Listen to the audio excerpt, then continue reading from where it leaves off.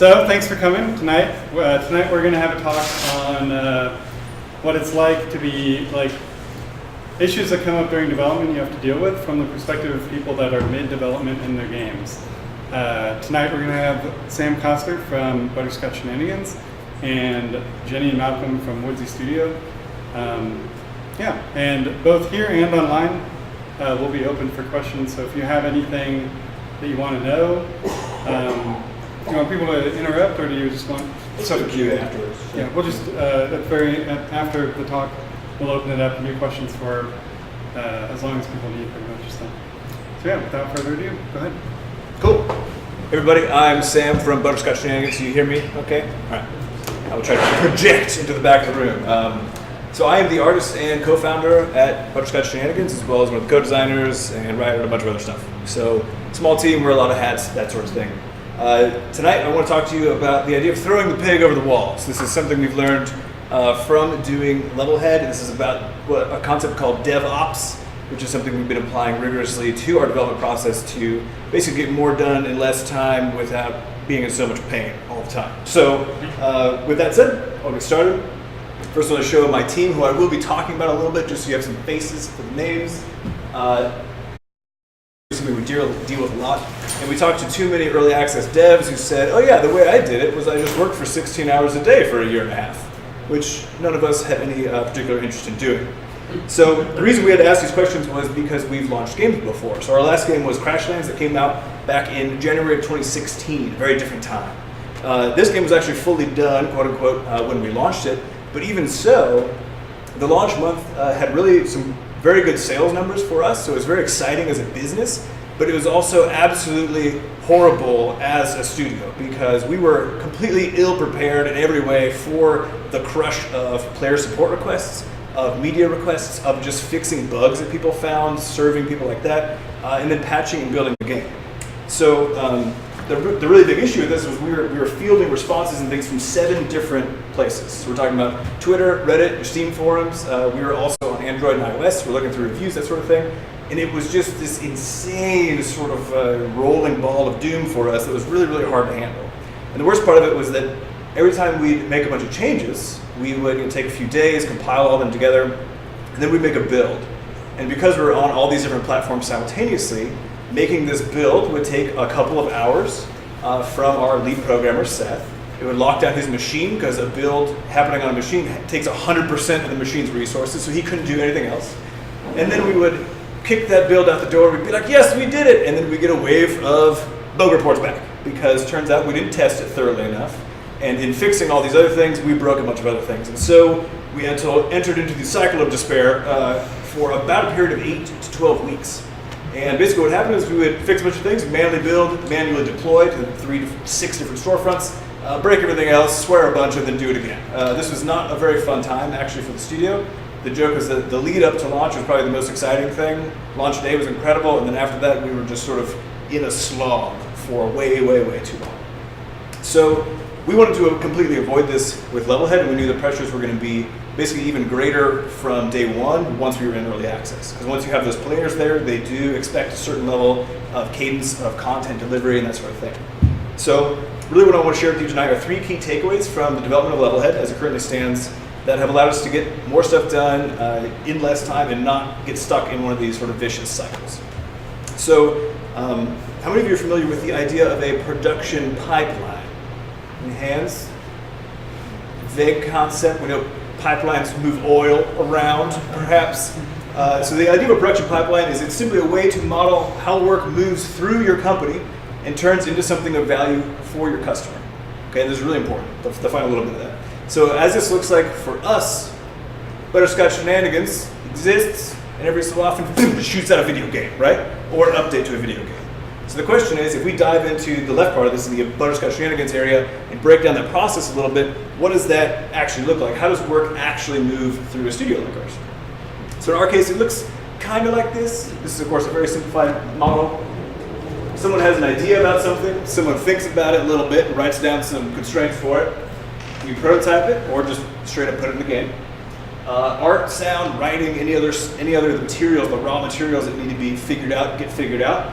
And then they have to go through a step we call integration, which is if I'm the character artist, for example, and I make some game art, it's not just in the game. Someone has to put it in there, right? The programmer usually has to do that. That's integration. Then we build, and that's that process I was talking about earlier, building for all these different sheets. Then we test it if we're intelligent, and then we ship it. And hopefully this all just kind of goes. But the reality is, of course, that this is a very simplified model of how this whole thing works. It's very idealistic, in fact, too, because there's a lot of crosstalk actually between these different parts of the workflow. The goal of any pipeline is to move content just straight through. Like if this is an ideal scenario, it just smoothly sails all the way through the pipeline.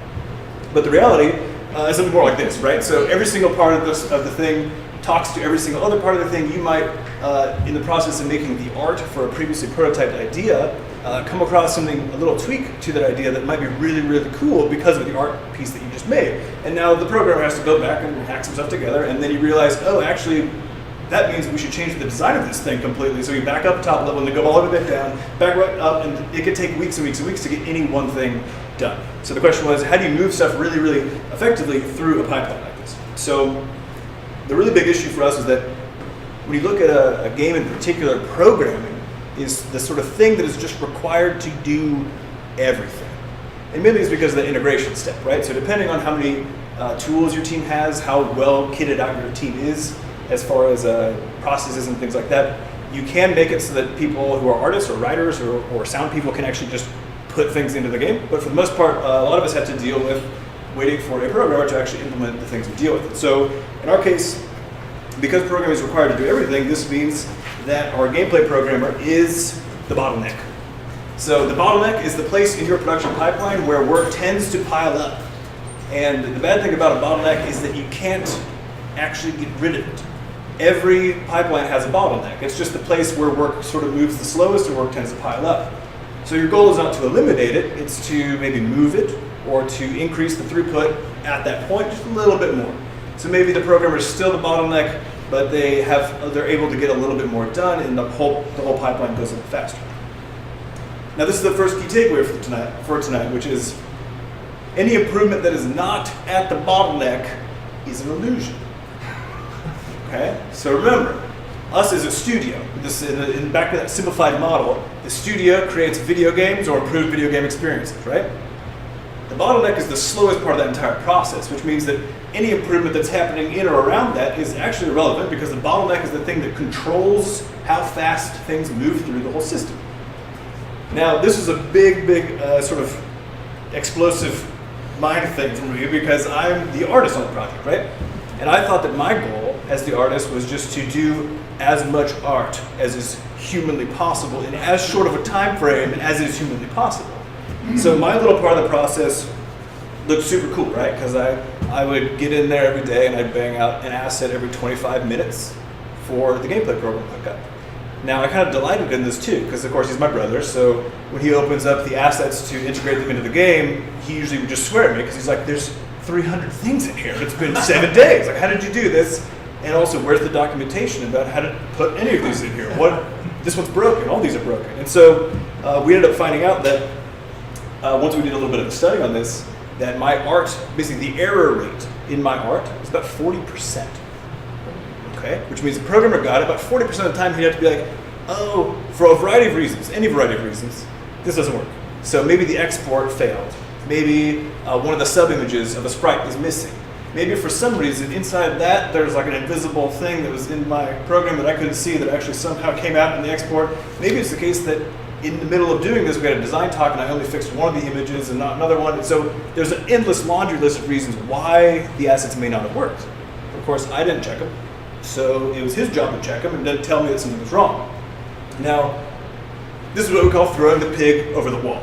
Okay, so if you imagine that you're in an organization that simply moves pigs for a living, okay? You need to get your pig in your little area over the wall to the next crew so that they can go do whatever they're going to do with this pig. Now, in my case, essentially what I was doing was just trucking pigs over the wall as quickly as I could. And every time they'd land, they'd break a bunch of legs. And then that team would have to just deal with the fact that instead of getting, a healthy pig that was able to be moved easily, now they were just getting a bunch of broken pigs that maybe had to be sent to the infirmary and then sent back to me, and then I'd throw them back on the wall again. So this is obviously not a sort of a situation that's very tenable. And I'll bet that I wasn't really respecting the fact that we were operating as an entire studio, right? In other words, my art process was causing a higher level of stress for the bottleneck, actually restricting the bottleneck's time because he has to send stuff back.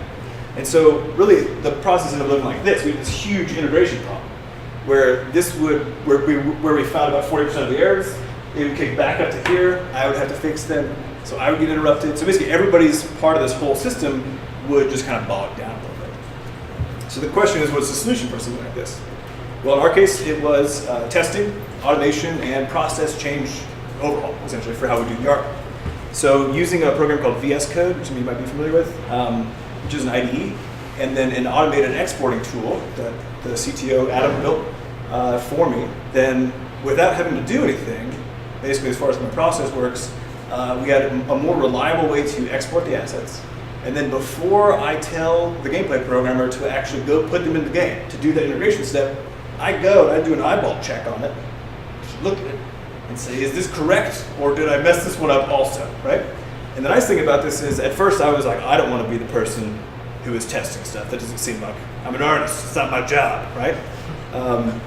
But the reality is that it has made it way better. My life has just improved dramatically because I get to relax when I actually send an asset off, because I have a level of certainty that it's actually correct, right? And it can be put into the game, which is great. And our pipeline basically got resolved a little bit because of this. And this really leads to the second takeaway, which is if your work hasn't been tested, it isn't done. And this is something I had to wrap my mind around too. Like, and I think as a coder, you might have a better understanding of how this works because your stuff actually physically breaks in the game. Like the game will just sort of implode if you do it wrong. As an artist, maybe a writer or something else, this is a little bit different. There's a question of what does it mean to test an art asset? So in the case of our game like Levelhead, we have basically a list of actual constraints that every single object, if it applies to those constraints, then it'll be much more likely to actually work in every single scenario. It's a really easy example of this. Does it have a middle pixel? Because it turns out if ever we want to spin something and there's not a middle pixel, well now it's kind of wobbling around an off-center sort of point. So you always want to export with a middle pixel. So when I look through VS Code and I look at it, I also check the actual dimensions and say, is this an odd number on both sides? If not, I go back and do it again before I actually look to program it. So on the art side, it actually requires a better technical understanding of how your work integrates into the game in order to make sure that you can do a phase like this and test your work. But it's really, really important, and frankly, it's super handy once it comes down to like your own quality of life and your whole team's ability to do stuff. So the next piece of this was, now we've actually moved on to like testing our assets. So in our case, we realized that in the case of early access, we were going to need to make a bunch of builds, right? Now this problem used to plague us, especially for Crash Sense development. Because like I said, we launched onto three platforms simultaneously, which was Steam and then Google Play and iOS. And on Steam, we were on PC and Mac, and then later we had Linux. And then we went to GOG. And each one of these required a different build. And like I said, it locks down the programmer's machine if they're doing a build manually, very, very prone to errors. So it was this extremely, extremely painful process, and really it was this exact sort of thing that's hitting our bottleneck. So when we were looking around, we started realizing what was happening. We said, okay, if we're in early access, we need to be making builds weekly, at least. And really, if we're testing, we want to be testing our builds so that when they arrive to early access customers, who are our customers, they paid us money for a good product, that they've been tested at least a little bit. And we need to at least have builds probably every day if we want to have QA being able to do some stuff on it. And at the time, we were doing once a month builds because it just hurt so dang bad to do it. So the third takeaway, if it hurts to do it some more. So we said, okay, currently our build cadence is literally once a month. And this came to bite us in the butt when Nintendo came to call for PAX East last September. They said, hey, we really want to have you out and have you show your game to a bunch of press. Can you guys, are you sure you're going to have a build working on the Nintendo Switch? We said, yeah, absolutely. And then we got off the phone and we're like, shit, because we had tested it on the Switch for about 6 weeks. And then what resulted from that was we had a 4-week window where we were building the game, testing it, building and testing it on the Switch. And again, there's a manual build process, required a bunch of tedious work by the team.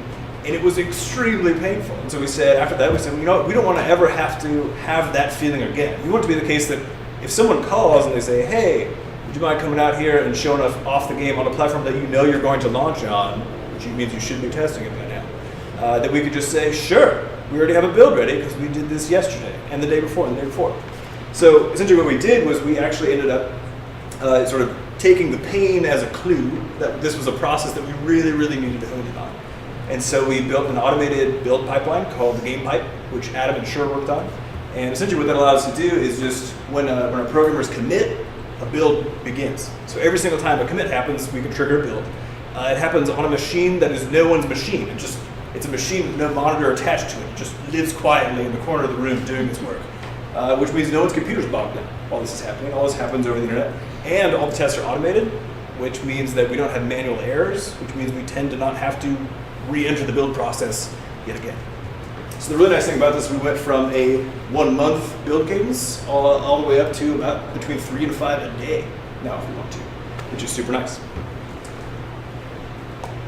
So we launched Levelhead, like I said, on April 18th into Steam Early Access, and in preparation for it, we all took the weekend. We alerted our family members, our loved ones. We said, hey, we're going to be gone because we've launched a game before. We know how absolutely terrible this is going to go. Don't bother us, whatever. Lo and behold, the game launched. Over the first 1,000 hours of playtime, we had one crash. We were able to put out a bug fix for that was tested within 2.5 hours. And then all of us were confused because we just hung out for basically the whole weekend and sort of watched the feedback, and we actually got to participate in the community in a way that was very different than our previous experience, where our previous experience was essentially some nice people and mainly people being mad about the fact that the game was frankly broken in a whole variety of ways that we had not encountered before. And so it was really, really nice and a completely different change of pace. And I think really something that speaks to the power of all this stuff. And really this is enshrined in an idea called DevOps. So I'll get to that in one moment here, but the 3 takeaways from today are any improvement that's not at your bottleneck is an illusion. If you don't know where your bottleneck is, you need to do some thinking about it. Take a little sheet of paper and literally just do a wireframe diagram. How does work move through your system as soon as you get the idea to do something or as soon as you get required to do something? What is it that actually goes on in your whole process for your pipeline, and where are the hangups there? Secondly, if your work hasn't been tested, it just isn't done yet.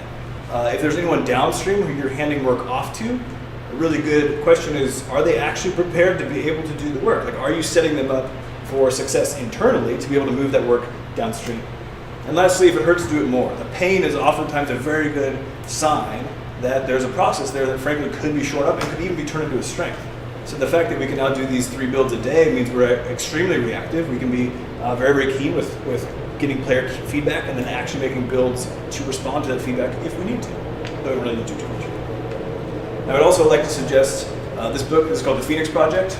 This is a book, it's a business thriller, believe it or not. So it's literally a page turner, but it teaches you DevOps. And I've never come across a book like this before, but it's absolutely incredible.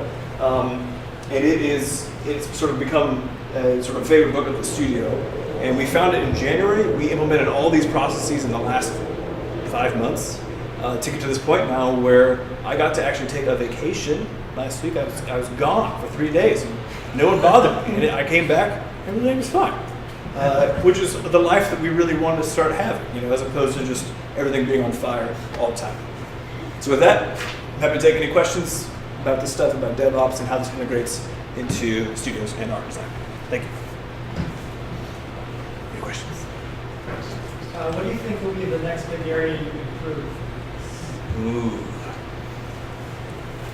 The way we're working right now, I think the next big thing is getting more keen on this process improvement on the design side, which is basically making someone an owner of something and saying, before the work begins, even taking like 20 minutes to like spec this out, say how does this interact with every single other system we have, roadblocks we're going to run into, whatever else, because we work fast enough and we're in Game Maker, so we're like, it's really fast when we're just kind of throwing stuff in, that I think that speed makes it really easy for us to just hop in and go before really sitting down and thinking through stuff.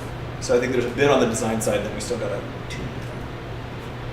Do you have like a beta list test? Like say if you like pump out a new Windows build every day, like do you have like once a week that you send something out to like a mailing list with like special beta testers, or? So yeah, we have through our Steam, basically the way it works is then the daily builds go at the end of every day, we make a build, that goes into a beta branch on Steam. So and the players opt into that, and then we get feedback from them, which we're fixing up the game as we're going.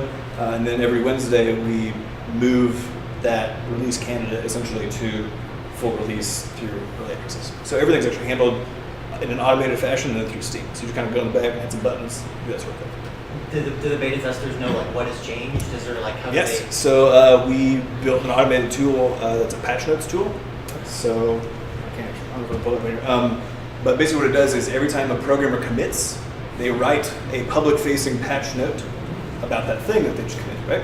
And then when a build goes out, those get essentially compiled into version 3.2 or whatever else, and then players can come in and actually see literally bullet by bullet. Our QA team actually has check marks next to those too, so they come in. It's all run through our backend web architecture.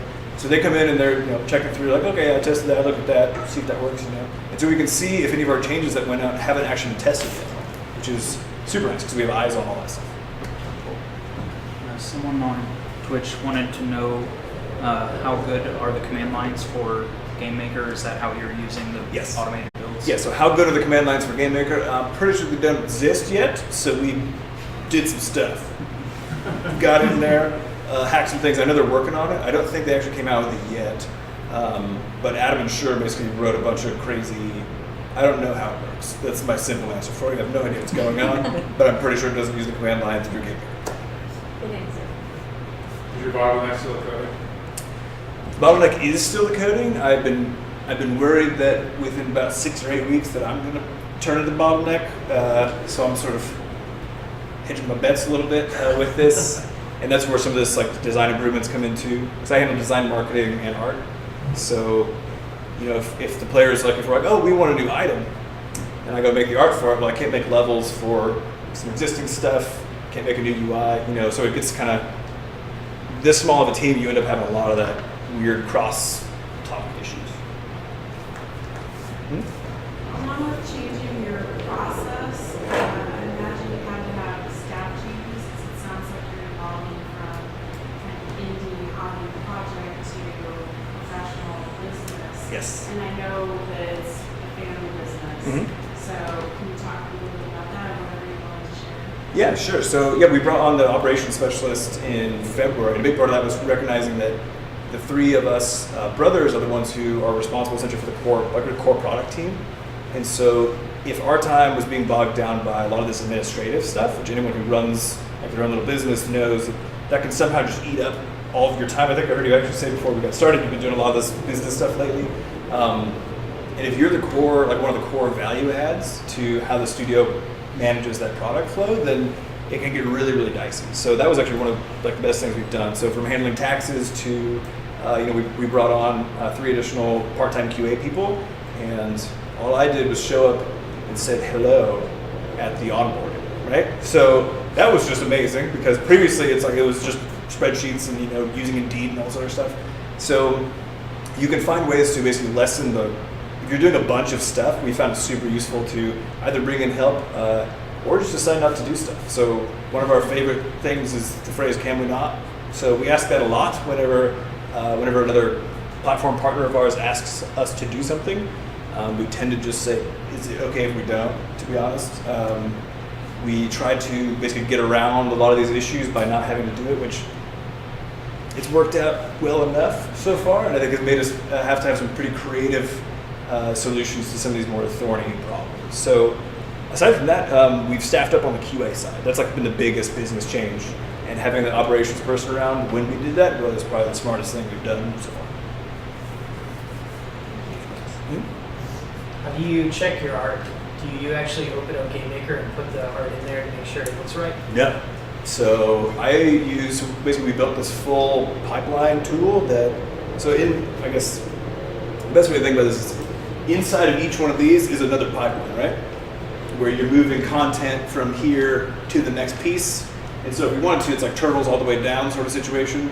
If we wanted to drill into here and you want to see how the art's made, the transition there basically ended up being that I'll essentially sketch a really rough sketch first, and then I'll talk to the gameplay programmer about it and say, will this work given everything you know about how the game works? And he'd be like, yes, or no, and I'd be like, why? And then we'll talk about it and argue about it or else.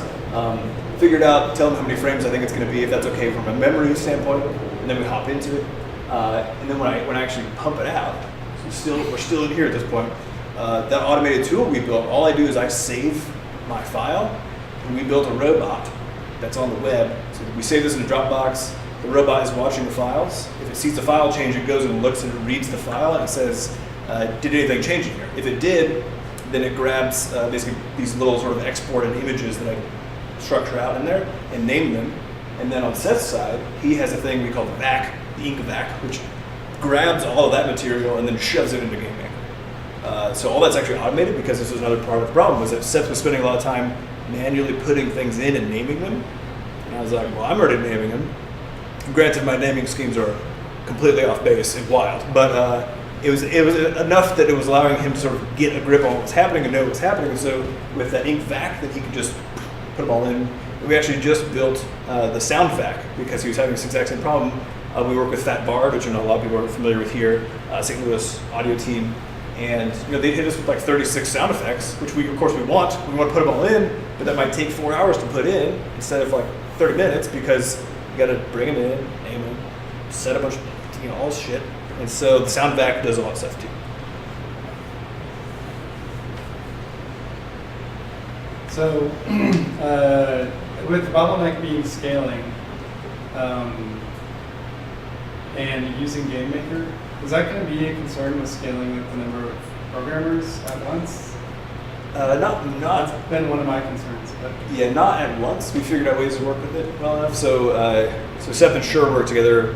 We also built a localization tool. So like that's also not a thing that's in here, but we actually Levelhead's localized into 7 languages right now. And so the question is, like, we're adding words literally every day, multiple sentences every single day in various forms.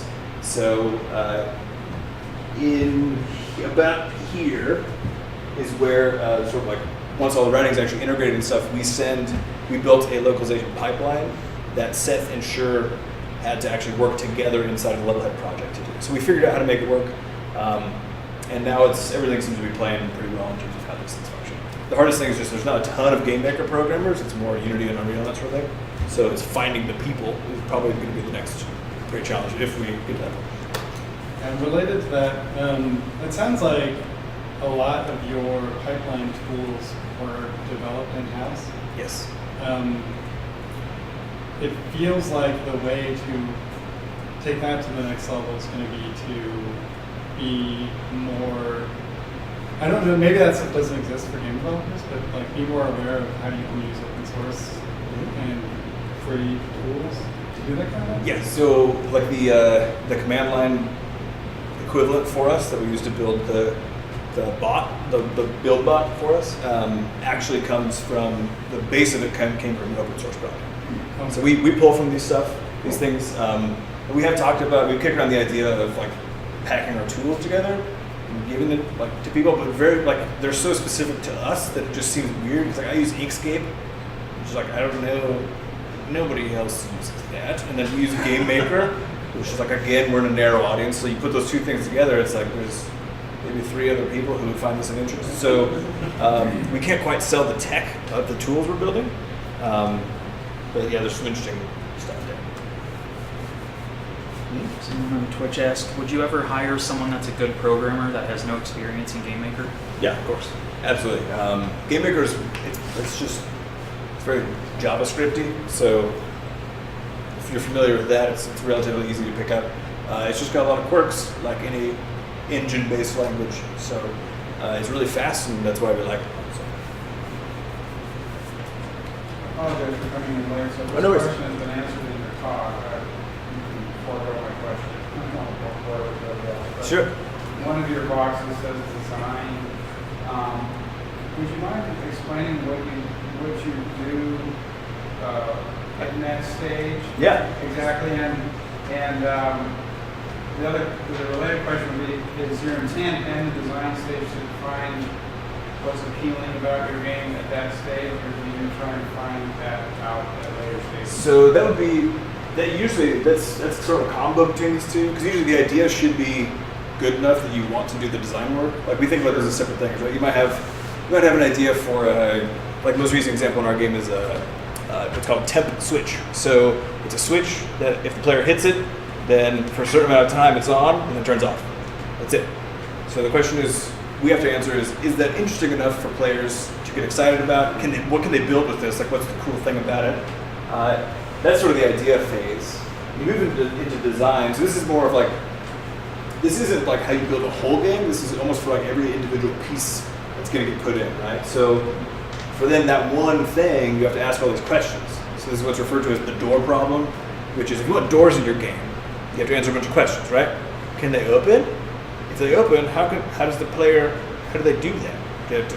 Can they shoot it open too? Can other players like walk through? What if you open the door and there's two people? So you have to do this sort of door exercise, which is walking through this laundry list of questions, which as you design more and more games, it's more of like an intuitive process. So we actually have it. This is one of those things that we have actually on our list of to-dos for this year, is sort of just put together an actual design handbook for how we design games in the studio, because we recognize we don't have an ability to just easily bring someone in and have them effectively do design the way that we do. So, does that kind of answer your question? Like, it's an amorphous The thing. reason why I asked the questions, I found in my experience that I'm a little bit loath to use this term, so I apologize, but we wouldn't find the fun earlier. We would sort of have an idea that was sort of partially baked and write a lot of code, make a lot of art, and then see if it's fun. Yeah. After we spend a whole bunch of resources. Yeah. So Good what? idea. There's actually I'm wondering if you guys try to find the fun early, and if so, how Yes. do you do that?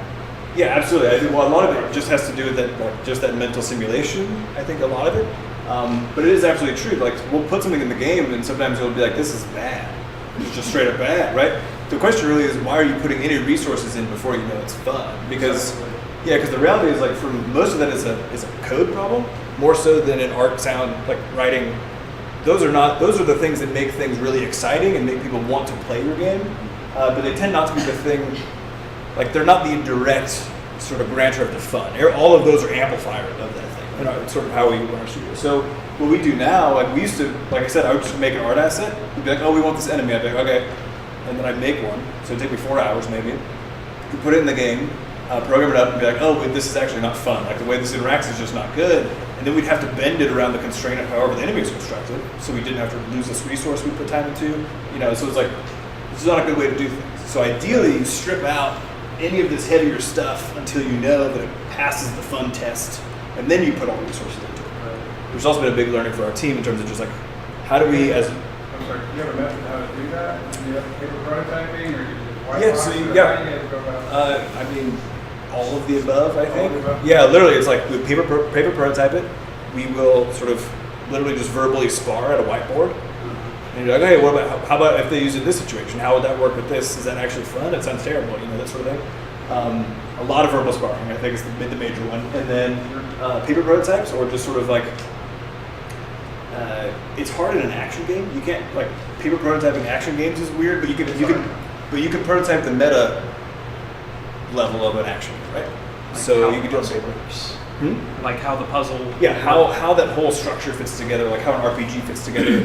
And so some of it requires some abstraction, but usually, like, you should be able to figure it out within a day or so. Building all of it can be a pain. Like, Crashlands wasn't fun. The previous game of ours was not fun, I would say, for like 8 months. And there were bits of it though, and we could see where it was going, and so we were like, it's fine. You know, and sometimes you just have to be fine. No, it's okay, we'll figure it out, and it's okay. But you do have to be confident that it's gonna go at the end of the day, I think. Otherwise, if you got like a lot of those, I don't think this is gonna work, then you sometimes you got to do it. You guys have also worked on like other ideas before finding level head, Yes. right? Like you went through a couple Yeah, other ideas yeah. that you spent months on. Yeah, absolutely. So we killed Scuffle Buddies was the last one that we were working on. We worked on it for about 6 months, and we killed it because it was fun, but we had sort of added too much stuff. It was sort of confused, and so it wasn't the sort of thing that was fun throughout. There were pieces, and we just could not figure out how to merge them all together. And so there's been plenty of those, but we also we do tons of game jams and stuff. So finding the fun within like a 4-hour period is sort of our, like, that's kind of how we grew up in games and making this stuff. So it's one of our strengths for sure. So it's like I have a harder time kind of figuring out I haven't externalized what that process is. I guess it's still in here, unfortunately. Anybody else? You mentioned like the Git. Is GameMaker actually does have Git integration, right? Is it? Yes. Is it good, or you guys don't even use the integration and just do Git separately? You know, I think Seth, you talked about it on your previous podcast. Mhm. He said it was good, but it had some quirks, especially with sometimes like how Yeah, there's some interesting conflicts were weird, like Yes, there are definitely some way issues with it. differences in lines. Yeah, like if you don't know how the engine works, then it'll get kind of weird. But I'm sure, like, if you have any questions about it, I'm sure I can have Seth actually give you like what's happening with it because I don't know. I don't have to bother with that stuff. Anybody else? Cool. Thank you very much. Oh, Sorry. So the things that don't fit into this, but also suck your time away. Mm-hmm. One of those that stood out when you were going through was support requests. Yes. Have you found a way to automate those? Yes. Okay. Of course. Let's see. So our website uses all of our back-end web stuff to basically all these systems crosstalk and tie into each other. Let me see if I can find this. So this is what we learned from our previous one. Is we used to just take support requests from every single direction, and now we're just everywhere we are on Steam, on Twitter, wherever else. We just say, if you want support, you go here. Otherwise, like we're not listening and we don't care. And we just had to be like, that's fine. This is how we live now. So you can come in here. Sort of ask questions. How does this work? Oh, okay. We'll go over here. See the security page. Wow. Here's all this info about stuff. So people can actually come in and sort of self-serve is the idea. And then if they really end up getting into it, there's bug report sections within basically each one of these. So if you come in here, Third from bottom. yeah, there's I don't know where it is, which is exactly the point. The idea was that we didn't necessarily want to make it super easy to find, to be able to contact us directly. Because 90% of the problems people have are just these. And so like, that kind of solved it for us. And then our backend tool is sort of like a modified version of this, where we just get a request, we can respond to it, and take care of that. Were these driven by requests from Yes. people? Yeah. Yes, basically we build these as we go. And that's like one of the really smart things we did for the early access launch of Levelhead, is we went through and any game that had released in GameMaker on Steam in the last year, went into their forums, found their like, oh, you're having issues thread, just copied like chunks, just like, oh, you're having a black screen, it's probably because of this. We don't have to, like, someone has already figured out how to solve this, so we just kind of go and grab these things, and we made this Frankenstein monster of a support thing, and that actually staved off like most of the, probably like, I think about 80% of those initial requests that people would have had, is just like, people just hitting this thing, oh, okay, just gotta go change my drivers or update this or whatever. Just highly recommend. Did that? No, one more. Oh, okay.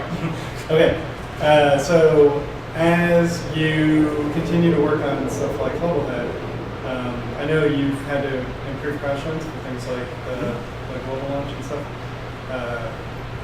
Chinese launch, I don't know if it's whatever. Have you gone back and created the tooling to do DevOps for those? So we are in the process of that with Crashlands. The basic question is like, now you've done all this stuff with Levelhead, have you done it with Crashlands, which is sort of the game that's keeping us afloat? We're doing it right now. So we just had like an incident over the weekend, a patch went out, some stuff was broke. And basically, like, we don't have all these processes really kitted together for Crashlands, so that's a big part of this next step for us. But it's going to take some doing, because that thing is a spaghetti nightmare written by Seth while he was very tired for 2 years. So yeah, it's a bit of a thing. Cool.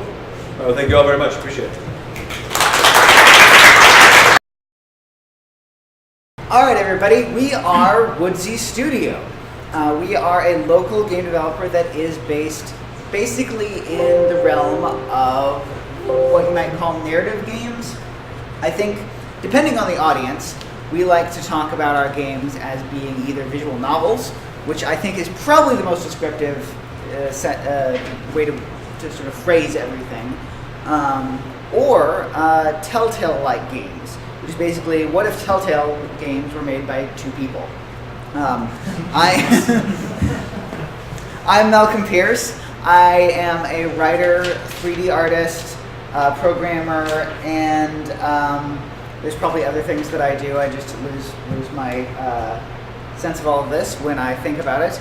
And this is Jenny Gibbons. She is a 2D artist, programmer, writer, and composer who does our music.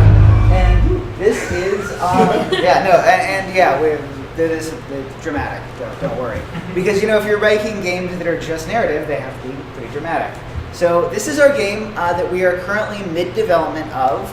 It is Crimson Spires, and we'll talk a bit more about what it actually is. But first, we'll show you the trailer. Yeah, a lot of what we'll be talking about tonight is really specific to just the experiences we've had while working on this game, because for us, we just kind of have a different experience with each game. And this one has presented a lot of unique challenges. So we'll go ahead and show you the trailer. We are witnessing an evolutionary event unlike anything in human history. The myth of materialism dissolves, the age of reason collapses, a new reality reveals itself. There's this trope in science fiction and fantasy of an ancient forest buried deep underground. We think of this as a fairy tale, but it is very much real. We're trapped in this town forever. Or maybe we're stuck in a nightmare. But if so, we don't get to wake up. All we can do is learn to fight back. Power is real. You can feel it, you can taste it. Some people possess it and others do not, but only the weak despise it. With power comes order. I never asked for this power, but I have it, and I can help you. I'll protect you from the monsters. You help me get inside those towers. I know this town, and you know investigation. Let's work together, you and me against the world. I've got your back, Erica. Your head is filled with lies. Clean out your ears and listen to the music.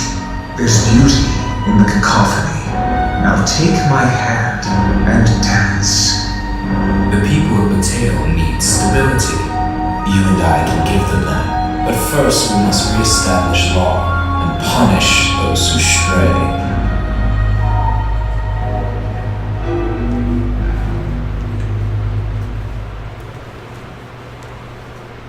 Alright, so right off the bat, I will tell you that one of the big challenges we've had while working on this project is the unique blend of genres.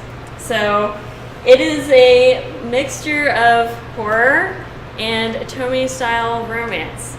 And it all started with the two of us kind of having two different story ideas that we were excited about doing for our next game. We were working on Echoes of the Fae at the time. And then we started talking about combining them, and also it was a mixture of things. Also, so for the last 2 years we've been making our games at Woodsy Studio full time. This will be our 8th commercial game, and so we still pour a lot of our heart and souls into it, especially since they're narrative projects, but we also take a lot of time to think about our target audience, how well we think this will do for the business, how much of this is a passion project, and how much do we think it'll hit our audience. And more with our latest games, we found that basically like teenage and up girls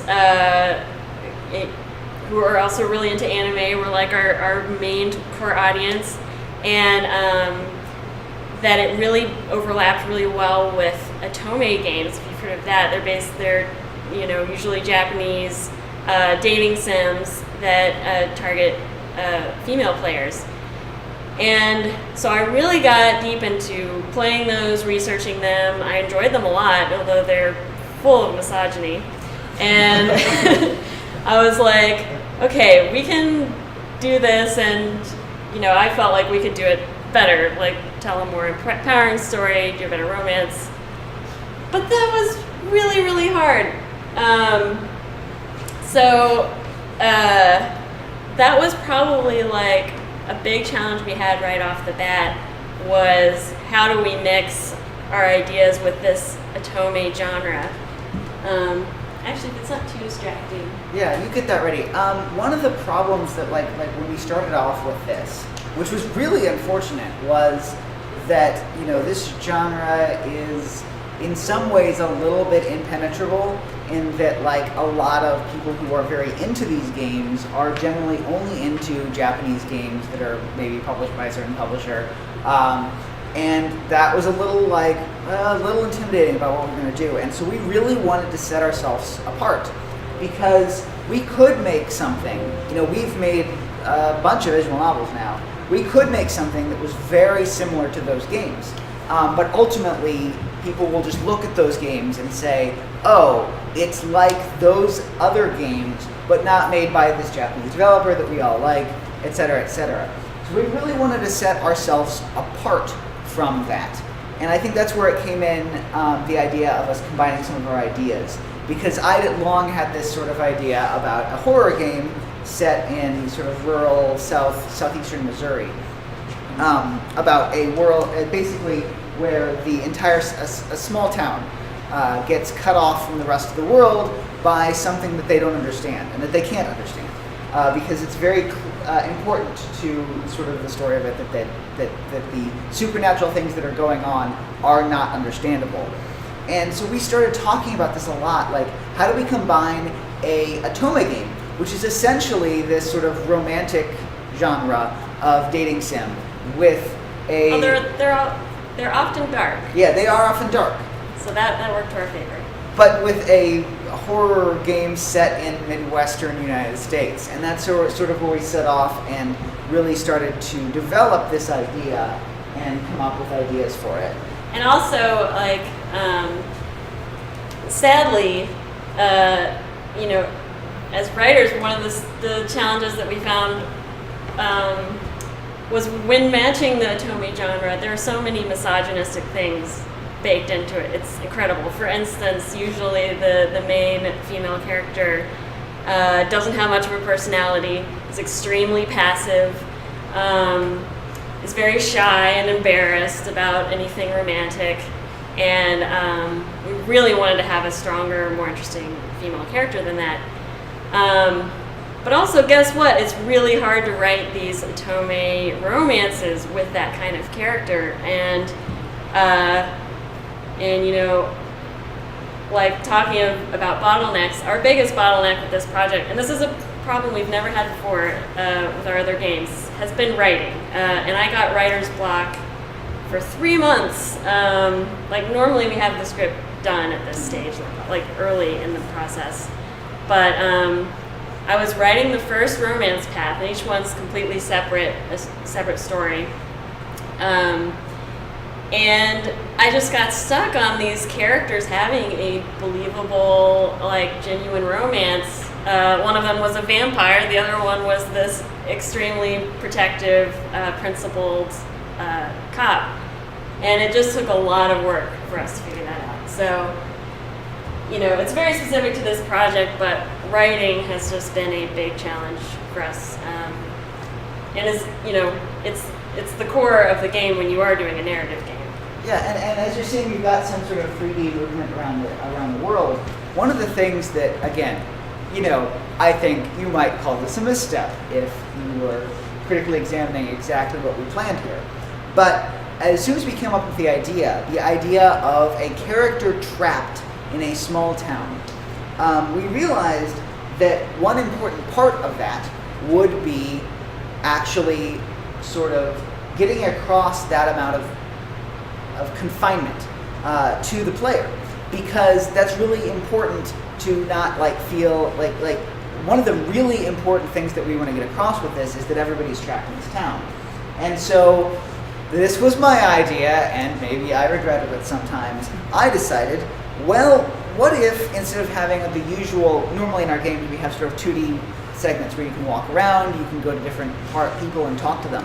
What if we made a 3D open world? So we did that, and we've continued to do that. And we've probably got about 60-70% of it actually sort of blocked out now. But it was really, really a struggle because you know what? When you have never made something like a 3D open world and you are a 2-person team, yeah, that's a thing. So it started off like to be honest, it started off with me looking and like specifically on Google Maps, but occasionally we've gone to a couple small towns in southeastern Missouri and looking at their size, looking at their architecture, things like that. And I started to develop this, and I based it off of what was it? Can you remember the name of the town? Was it? It had the word lead in it because lead mining is an important part of this. This is a large part of this game is about how lead mining and capitalism exploited the southeastern Missouri region. That's the part that I've focused on. Vampires are kind of a metaphor. Yeah, guess what? Vampires are a metaphor. Did you know that? You ever read Dracula? That's a metaphor. All right, so we went to a lot of southeastern Missouri, or I looked at a lot of southeastern Missouri towns. I think it was actually maybe even called Lead Town, literally. Yes? Ironton? Is that it was not Ironton. It did have the word lead in it. And it was much smaller than Ironton. It was about the same size as that we planned for this, which is Bataille, which is a fictional town, which is, of course, a French name that is mispronounced because this is Missouri, and we have Gravois and Dislodge. Anyway, we based this off of, I think it was Lead Town, basically, which was about, I think it was 2 square miles. And guess what? 2 square miles is a lot of space. And is especially a lot of space when you can just walk. And it's not particularly fun to walk from one end of 2 square miles to another. So one of the big lessons that we learned was, hey, guess what? Games aren't reality. Maybe constrain your scope. And ended up switching to what does this end up being, 1.5 square kilometer, I think, which is considerably smaller, but a lot more manageable. And it was a big thing that we learned because we'd never made anything like this before. And it was really important for us to realize that, guess what? If you're making a large 3D space and you're 2 people, maybe don't make that an incredibly large 3D space. Yeah, and it wasn't just the space. So again, the scope of this project really caught us off guard, even though it's our 8th game. Just, open world exploration is, or just open town exploration is a big deal. We also had planned to have a car you could drive around in, so that was the initial plan, that you wouldn't walk. But quickly realized, that's like a whole separate gameplay element that we're just not gonna mess with. And similarly, we really want the exploration of the town to be a great immersive part of the experience, but we also realize that a lot of our core audience, or at least a decent percentage of them, will not be so interested in that. It's a thing that can quickly lead to frustration. If you're just expecting a pure visual novel and you suddenly have to walk around and you get lost, or you just have trouble with the controls, we don't want that to give those people a bad experience. So we very much make it as optional as possible. And that's something that we also saw in demos right away, which, just always encourage people to demo as soon as possible so that they can get that initial feedback. And we realized we should just, keep that as an optional because we saw some people have frustration with it. So we kept shrinking that in scope quite a bit. We essentially went from, all right, you're going to walk around, you're going to have a car that you can use to drive around. And we're shrinking the town. And then we're okay, maybe we don't need the car. And then we realized it's not fun to walk around at the speed that humans actually walk around at. Mm-hmm. And if anybody has played the game Everybody's Gone to the Rapture, they know that one of the problems that they had in that a lot of reviewers brought up, and that's one of my favorite narrative games ever, is the walk speed. And I didn't have a problem with it, but a lot of people had a problem with it. So I tried to keep that in mind as we kept tweaking this. Essentially, your normal walk speed in this game is a sprinter, and a decent sprinter, somebody who might win a high school track sprint. and then your sprint speed is going to be somebody who would easily win an Olympic sprint speed. And the reason for that is because honestly, it is not fun to walk around at the rate that people walk around at. And we realized as we talked about this, that quite frankly, it's more important that people are enjoying our game than that they're experiencing a realistic walk speed. And that was a big thing that came up about the size of the levels. Yeah, so I think the next big thing that we've really grappled with in this game is the visual style, which was it's also another weird kind of combination of things.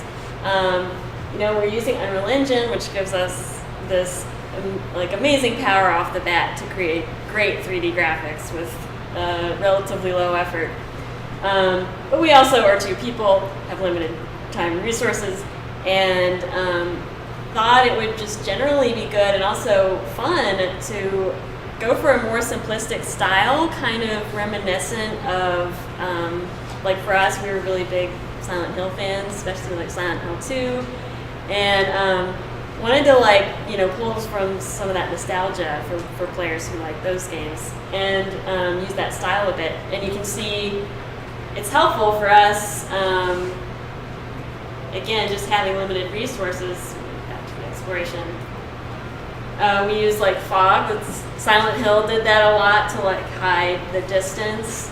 So we have all these squares that are sublevels and that don't load in until you've passed a certain boundary.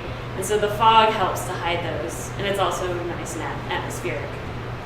And to anybody who played N64 games, incredibly nostalgic, hopefully. Because you ever looked at Turok lately? That is just that's Fog the game. It's led to an interesting thing for you, simplifying assets. Yeah, that's what's real. So, again, two-people studio. I don't know how many times I can say this.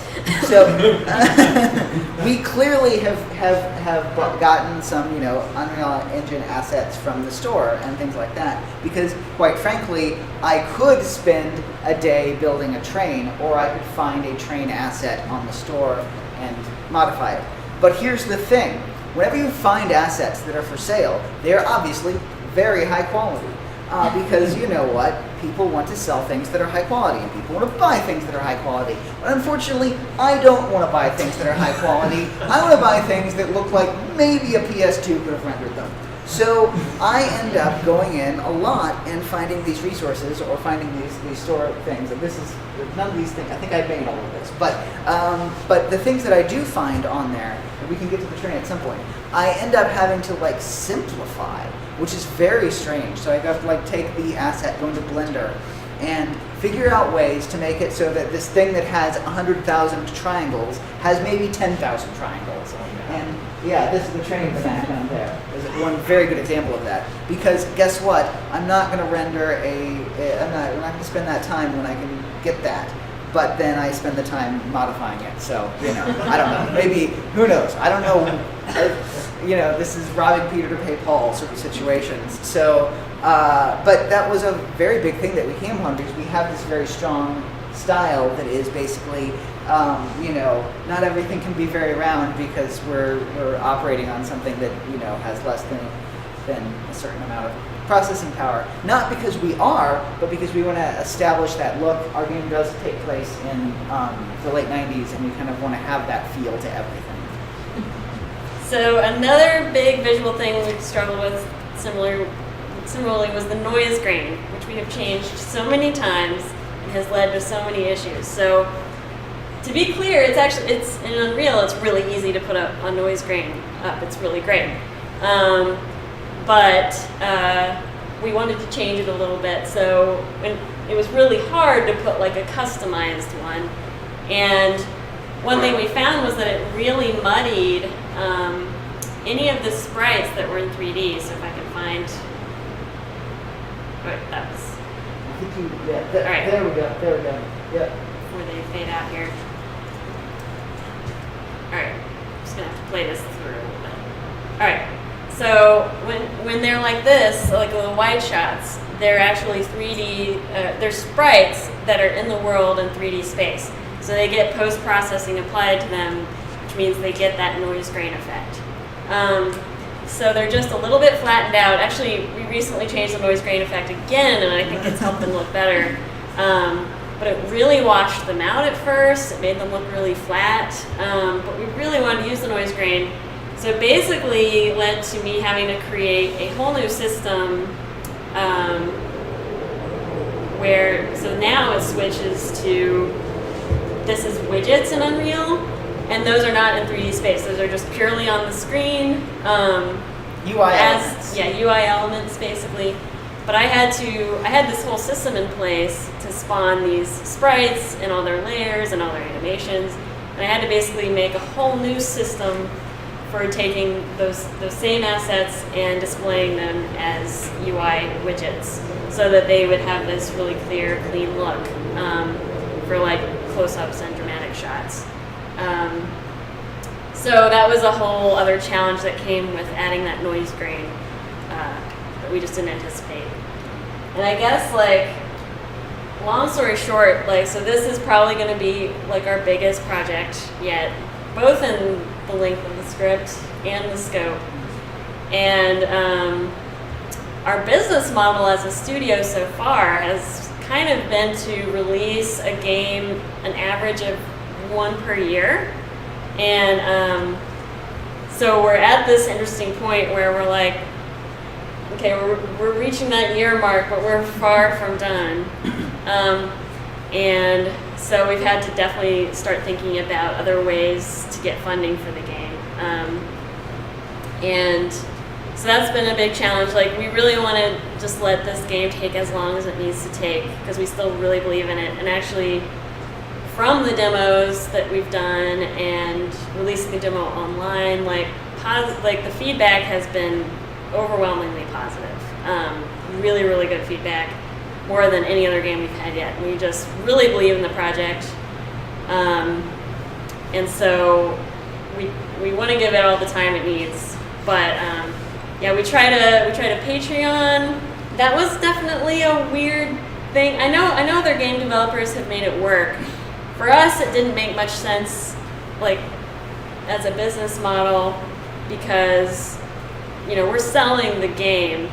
So to me, I just started to feel weird, like, also, you know, kind of monthly selling these little assets or sneak peeks into what would eventually be the game that we sold. I think other game developers have found ways to make it work, but for us, it was just kind of confusing and took too much time. So we ended up closing up the Patreon. But yeah, we're still very hopeful about the game, but it's definitely been a bit of a monster in that way. It's going to take us a long time. Yeah, and I think like the easy question that everybody was going to have is, oh, your business model relied upon releasing a game a year. Why did you suddenly decide to do a big open world game? Okay, let me. Okay, so a couple things. One is the issue that we often hit was that it's hard to get attention for the kind of games that we make because they're narrative only. Because people, when you send a press email out and you say, "Oh hey, here's my new game. It's 7 hours of reading." We phrased it better than that. Don't worry, folks. You don't get that much response. But our hope was with this to make something that was interesting visually and like experientially in a way that a lot of other visual novels aren't, which is not like criticizing them. The problem is that people are just not very willing to try this as a game model. And also, honestly, the stuff with Steam, the way that Steam has began categorizing things and recommending things has been very damaging to a lot of indie developers, especially indie developers that make games that are not big. So basically, to go not too deep into the weeds about this, but it is damaging games that don't snowball interest. And that's bad for somebody whose business model is releasing a game every year and having enough interest to make that work. So we decided to make something bigger and make something that would get a lot more attention. And unfortunately, that's going to take us a lot more time. But fortunately, we're still hard workers and we're going to do it. We're going to get this done and we're going to release it, and we're very proud of what we've done so far. Obviously the footage that you've seen is alpha at best, but it's going to look better and it's going to be a lot more complete, and I'm really looking forward to being able to share that with everybody once it is something that is like a releasable product. Yeah. So I think that's it. Are we ready for those questions? are the main points. We could keep going, but I think we should. Oh no, you could let me keep talking about anything. But no, it's probably better that we get questions. Yes. I think it looks awesome, and it looks done, but obviously you got more story and stuff to do. But I was wondering why you chose to do the noise grain. Like, what specifically was your intention with that? Well, I did it. Well, It just looked nice. so okay, I can speak to this. I did most of the textures in the game, and to preserve a certain amount of, I actually would say, lack of fidelity that we want to go for. Like, I could have made 2048 by 2048 textures, and it would have been very sharp and great and everything, but we want to make a game that looks kind of like a PS2 game. But guess what? That looks kind of shitty right now. So adding a extra layer of like obfuscation over it is helpful in making that look like a completed work. Also, again, we're aiming for something that is reminiscent of something you might watch in the 90s, which basically means that the resolution that TVs give is really unfortunate, and monitors give, is really unfortunate for trying to do that style. So one way to mitigate that is to use a noise grain, which then sort of pixelates things and makes it look a little bit more like that. And I'm still working on exactly what this effect is, because it's probably going to have a little bit of video lines and maybe even like VHS stuff as well. So I was going to say, it kind of reminds me of like VHS. Yeah. It's like film. Yeah, I will say to add on to just more than just we liked it, but yeah, like trying to get a little nostalgia for like that late 90s, early 2000s era. I think we just felt like the noise grain and added to that. And also we're very like, Twin Peaks is another big inspiration for us, and you can see that like from the UI design. Again, just kind of that era. We're just anything that we can like visually do to like make people feel like a slightly earlier era. Yeah, like you're kind of watching it over at an antenna almost. like really that is, I think probably if you were going to ask me my goal for what I eventually want the post-processing effect that does everything to look like, is to look like you are watching it over a very, very slightly unstable antenna back in the 90s. Where it still looks, you still understand everything that's going on, but it's a little bit fuzzy. Does most of your general audience know what an antenna is? Some of them at least. But They yeah, know it's good antennas point. from cell phones, they just don't know what static is. Yeah. So first, kudos on the Assembly of God reference in the screenshot. That is an excellent small town Midwestern touch. I have an aunt in that church. I'm curious about how you overcame your writer's block. I'm also a writer. I've been suffering from writer's block on my novel since 1988. I've yet to get it dislodged. So how did you get past that? Well, so I believe, I try not to like speak in absolutes, because I do believe it's a different struggle for each person. But for me, and I can say I've hardly ever experienced it at all, and I've been writing novels since middle school. I usually take it as a sign that I'm doing something wrong. Like, and it could be like an internal, like, oh, I don't have enough inspiration, but that's also a problem, if I'm trying to tell an emotional story. And I think it took me a while, pretty much 3 months, to admit that the story was not working for me as I was writing it. Like, I was trying to force this romance, and in the first big romance path, and I just wasn't feeling it. So I was just stuck. I wasn't feeling inspired about each scene. I kept rewriting the scenes. So I think the first big step was just admitting that, like, this isn't just, me procrastinating or something. This is, something's missing, something's wrong.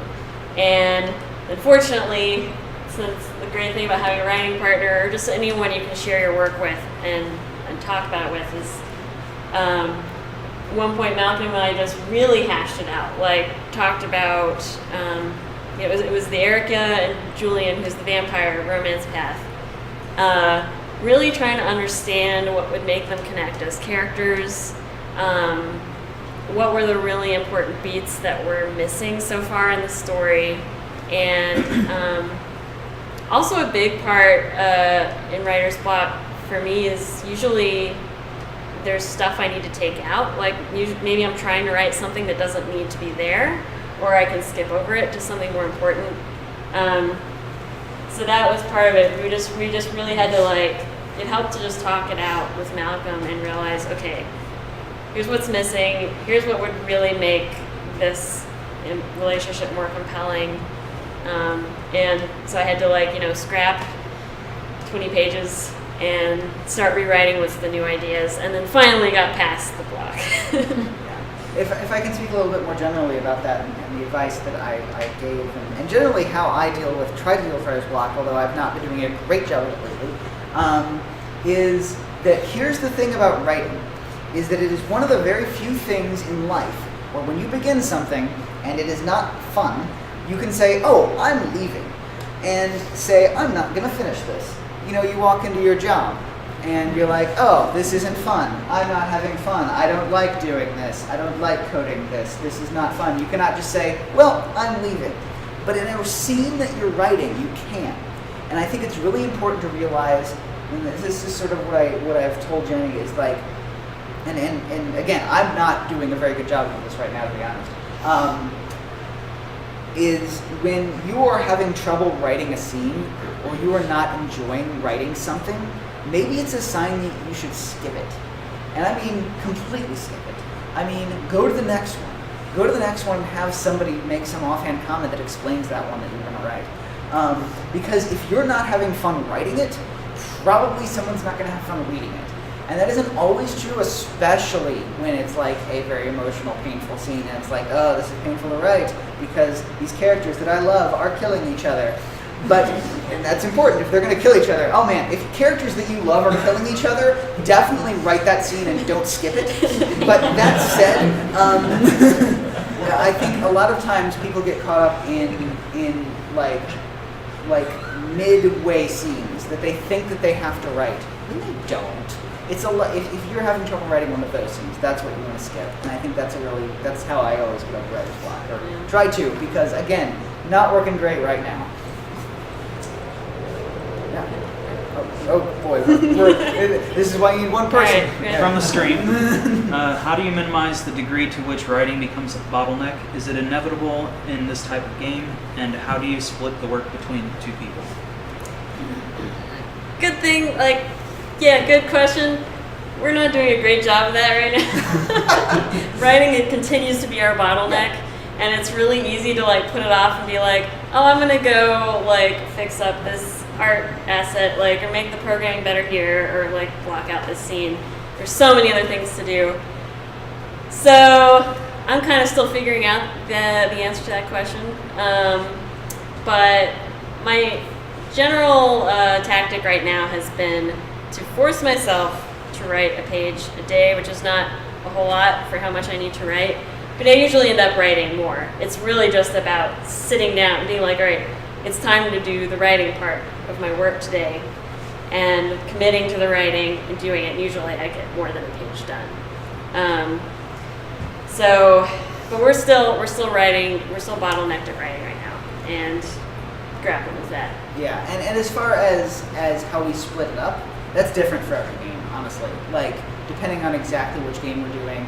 For Echoes of the Fae, I think I was the you'd maybe say the lead on that, but for Crimson Spires you are. It's just very different, and so we just do that game by game.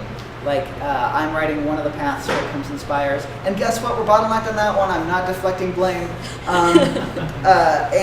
But that is basically how we handle it. We split it up in what we feel like we can write, what we feel like we're comfortable writing, and that's how we do it. As far as how we deal with making it a bottleneck, I mean, that's just something that's so hard to deal with, because a lot of different parts that can become bottlenecks. Like, if programming is a bottleneck, it's very easy to say, oh, I'm going to sit down and I'm going to brute force this somehow. With writing, brute forcing writing ends up in bad writing, so you can't do that, and it's something that we work with, we deal with a lot, as far as like, this is going to be a problem. But it's in some ways. It doesn't always lead. No, it doesn't always lead to It bad. can. No, yeah. Sometimes the best writing comes from brute force writing. But let's talk about Miracle. No, it's not. But yeah, no, it's not that big. It's a thing that we constantly sort of deal with, but also because writing is our first love of art. Sometimes it feels good for that to be a bottleneck, because it's like, oh, now I get to write.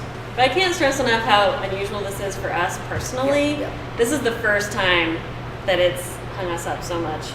And I think it's just this weird blend of genres, trying to really, fit this Otome formula while changing it in ways that we feel are really important. Yeah. And that has just been very challenging, but something we're still really committed to doing. So, in the back? I'm intrigued by how frequently I encounter storytellers who are attracted to the media of games. And the reason why I find it fascinating is that usually stories do not allow for much participant agency. So the storyteller sort of gives you the story arc and you just sort of watch or review it. But your participation is extraordinarily limited. There's not a lot of agency there. Whereas games invite agency, player agency, I have a lot of choices to make. And I guess I'm curious, how do you guys reconcile that? Because you're obviously very passionate about telling a story, and you want to create a game, which presumably you're accommodating a certain amount of player agency, right? That is a big subject. Yeah, I'm going to say, Jenny, you handle this because we don't have until midnight. So, Yeah, there's a lot we could say about that. But I think the shortest answer is for me, gosh, losing my train of thought. But I see it I will say what I first fell in love with about interactive writing was that, when I wrote novels before, I would just have this whole vision. I would be really into it. I'd just be completely in my own head. When I'm writing interactive stories, I'm thinking about the player pretty much every step of the way. Even if there aren't many choices, I'm still thinking about what is the experience they're having? How is this going to become personal to them? And then, so that's in my head, it's an extra connection to the player, to the audience that I didn't think about as much before. And on top of that, with branching narratives, you get to explore basically alternate realities. If you couldn't decide how to end your book, well, guess what? If you're writing an interactive story, you can try both ways, and the player can choose, and that's really fun. It can also get really overwhelming in terms of workload, but it's a lot of fun creatively to explore that. So, we try to just balance the workload of it with what we enjoy about it creatively. And it's really been different for each game, our approach to the interactivity. We had one game where all of the branching happened kind of through the player's interaction with the UI. The main character could read the minds of other characters in the game, but it was totally up to the player to press a button at any point, pull up the UI, and try and read another character's mind. And so they could play the whole game, there were no choices, in your face choices. And so it was. Some people complained about that. Some people loved it. That was a very experimental one. And like with this, we have fewer choices, but bigger branches. With this, we're really focusing on the replayability of each character path, and it's a completely different story. How do you guys, given that, what you just said, how do you deal with heuristics? Or what? Heuristics. How a player knows whether or not they're winning, or how a player knows what they need to do to win. Fortunately, in Atome, it's kind of baked into the formula, for better or worse. We're kind of, we're following the Atome formula, which is basically that you get kind of character points for each question, and like I don't know if you saw, like as it was playing, it would like you could answer something that would say in the top right if the character liked that. There is usually like in Atome games, there's usually like a pretty quick feedback of did you score a point or not, basically. This person will remember this. Yeah. That's the telltale way. In Atome, it's often like a glittering butterfly or something like that. But so for that, we're kind of just following the formula. And I think ultimately, since our games are about telling a story, and I think like there are ways to, especially in Crimson Spires, but they're in Miracle, there are ways to succeed and like win over the guy that you want to date. But when telling a story, there isn't a winner. So I like one of the I'm not going to go out and stand for David Cage games like Heavy Rain and Beyond Two Souls a lot. But one thing that I really like, especially Heavy Rain, did was that you didn't fail. You did fail. You would not succeed in the QTE or whatever, but the story would continue. And I think that's really interesting. And I always like remember that when I'm working on stuff. It's like even the people who are not winning the game are still experiencing it, and they should still have an interesting experience. In the example of Miracler, which is the mobile game that we made, which is where you date angels. If you didn't succeed, I always wanted to make sure there was a funny, interesting ending about the failure, because some of the bad endings were even funnier than the good endings. They were fantastic. because the person who failed still played the game, and they still deserve to have something amusing and still have a good experience. Like I think in stories, I don't really care so much about punishing people who fail. I care about different experiences people can have. So like I think it's important that people know when they succeed in what they want to succeed in, but sometimes maybe they want to see the bad ending, and that's good too. Because sometimes the bad ending is pretty great. And, even, again, I'm not going to go out here and go to bat for David Cage games, but, like, some of the bad things that could happen in Heavy Rain were very interesting and very entertaining. And so it's worth noting that those people who had those experiences still had watched and experienced an entertaining thing. And so it's good to have that in mind, that, like, it's not all about, especially with narratives, it's not all about winning. Oh boy, when you sit right next to each other and raise your hands, there's only so much hand gestures. Here we got that one. So first of all, this looks really great. I think it looks amazing. So when you start your game, you keep talking about writer's block, but you have a game here that hardware was written. How much is written when you actually start development? And if you're not done yet, like how confident do you have to be before you pull in voice actors? It feels like strange to have this so polished and not have the story that was like good. So I'm just curious what that process looks like. Yeah, like this is one of those, do as I say, not as I do situations. Like, I think kind of our business problem, our process is probably not what works for most people or businesses. We're usually such prolific writers that we can kind of start the programming in parallel and keep up pretty well, and and still finish the writing within a few months. So usually we start to bring in voice actors when the script is like 80% done. And we just start with like expression lines. And that's because by that point we're already programming in the game, blocking out scenes. And it really saves us a lot of time if we already have expression lines that we can put in those scenes the first time we block them in. Like that's just gonna take twice as much time to like go back to those scenes and do that later. So we like to really kind of early on get expression lines at least. And usually we've been pretty confident, again, like not something I'd recommend to everyone. You know, usually you'd want to be completely done with your script before you start recording scenes, scene dialogue. But we would usually start even when we were not completely done, because we were just fully confident that those scenes were how we wanted them to be. Again, not the case with this game because it has gone through lots of rewrites already. Not totally confident about how much we might still need to rewrite it.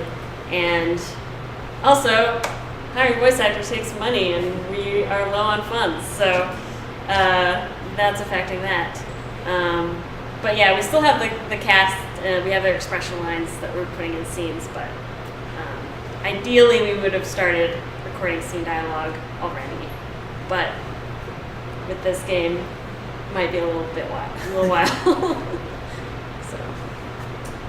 Kind of related to that, I was going to ask about your process and if you have sort of, like Sam was talking about their process and how it's been refined. Do you guys have sort of a process that you followed that obviously has probably changed with this game a little bit? Well, we drop 100 developers on an island, and they all have to fight each other with weapons that we've scattered around at random, and then one of them gets to come help us and do all of our... No, I'm kidding. Obviously, no, I'd be arrested if that were true. What is our process? Like our overall process? Yeah. Make game. I mean, is there certain steps that you follow with your games in general? You know, it's just, again, this is just kind of how we are creatively. We just like to experiment, so it's really just changed with each game. That's kind of just our own fault for like we want to do something different with each game. And it's really changed a lot with each engine that we've used. Like, I will say, like when I very first started making games in RenPy, like I could write the script right there in the engine. Like there was so little programming I had to do. Just to use the basic RenPy.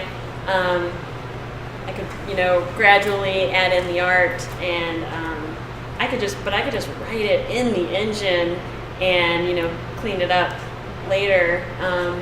Whereas now we have like this whole script that we then have to like process into data tables and then pull into Unreal. So it's just a very different process. So yeah, for us it changes a lot with each game.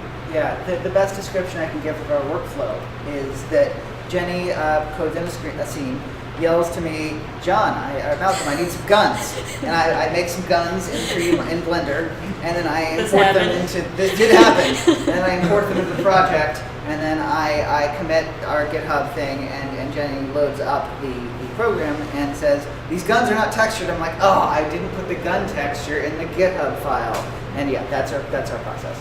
Yeah, actually, like, as I've been walking out scenes, I'm like, hey, we need the cabin next. Hey, we need the drive-in next. And we're like, okay, I'm doing that next. And we've been like filling out the town in pieces as we need it for scenes. Yeah, that's because ultimately the engine that we're using, it's Unreal, but the framework we're using that Jenny wrote is really versatile, and like, as long as we have the places to put things in, it's really not that hard. Like, it's not easy. It's busy work, but putting that stuff in is so much easier than it was in any other system that we've used. And so often it just comes down to, well, if we're going to arrange these cameras to look at the right things, there better be things for these cameras to look at. And so she tells me to make something for them to look at, and I do, and it all works out well.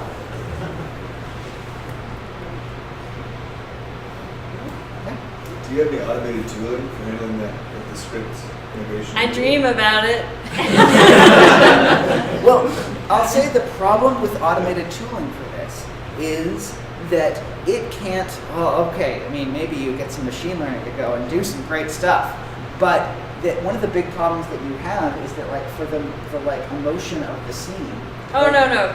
But I could use it You to could convert our script Oh yeah, into yeah. the data that table. could be the thing that it's used for. I was imagining setting the like expression lines and what a like automated system would do, and I bet it would be hilarious. Yeah, I actually went through a phase where I tried to like automate part of the creative part of blocking out scenes, like even pick this expression line at random if it's this facial expression, and things like that I tried to automate. I put time into that and realized no, it's better if I hand pick it, and I was having so much trouble with automation anyway that it wasn't saving me that much time.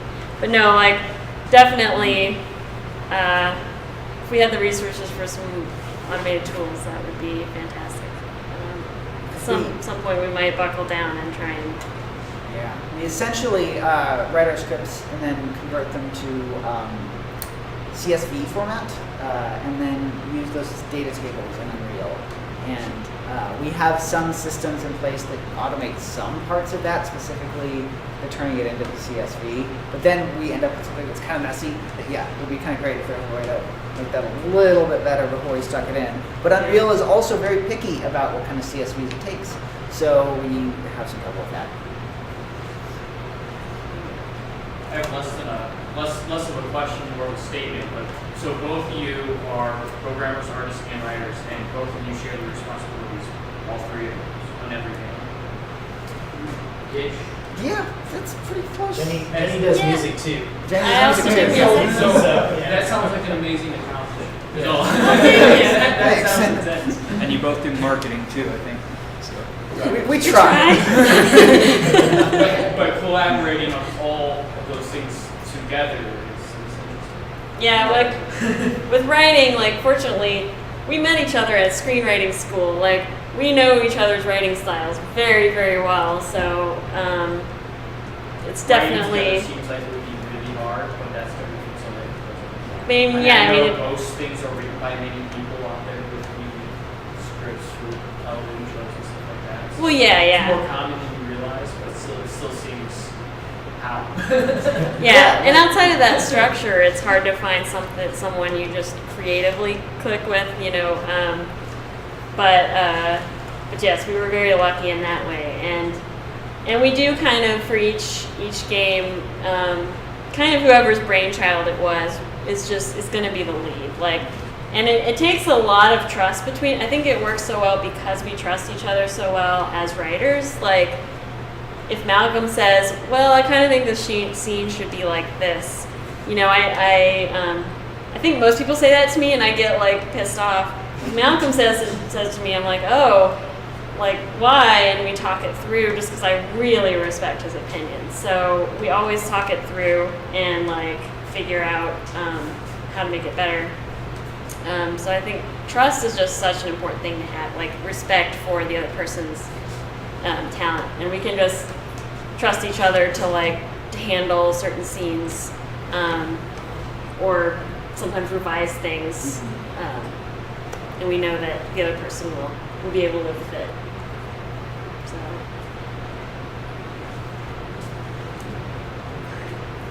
well, thanks everybody. Yeah, thanks.